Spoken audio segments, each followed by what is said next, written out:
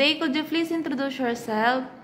Hello, good day to you, ma'am and sir. I'm Janet Leonardo. I'm 30 years old. I live in Talavera, Nueva Ecija. I'm high school graduate in Talavera National High School. I'm single parent.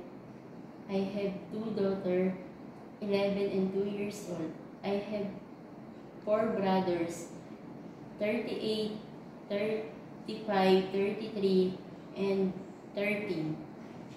I have four sisters, 32, 25, and 19, and 17.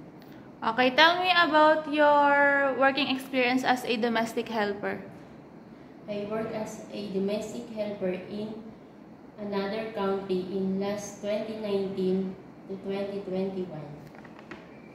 How many helpers in the house? Only me. Did you renew your contract? No. What will you do in the house start from the morning?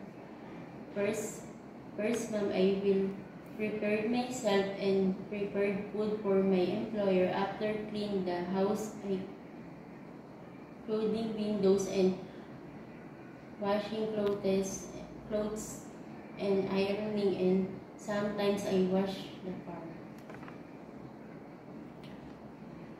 Why do you want work in Hong Kong?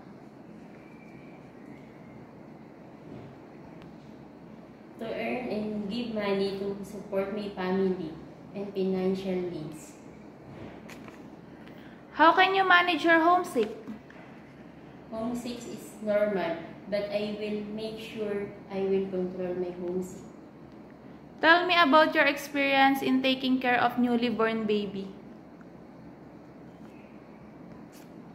In my personal experience, I changed my clothes and I changed my diaper and I prepare milk. What will you do if the baby has a fever? First, I will check the temperature using thermometer, and I will call employer or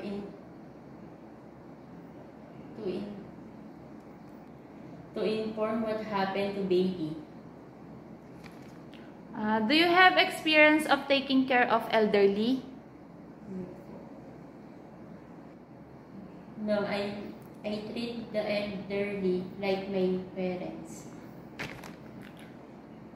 Can you promise not to break your 2 years contract, and how could you manage it? Yes, I must not break my 2 years contract. I can manage it by showing to by showing positive attitude in my employer. Can you sing a song like nursery rhymes? Yes, ma'am. Yes. Twinkle, twinkle, little star, how I wonder what you are. Okay. Tell me about your cooking experience. Simple dish like a Filipino food, like adobo, sinigang, and fried rice. Yun lang. And I'm willing to try my best to cook Chinese food. Tell me, what time do you sleep at night, and what do you do before sleeping?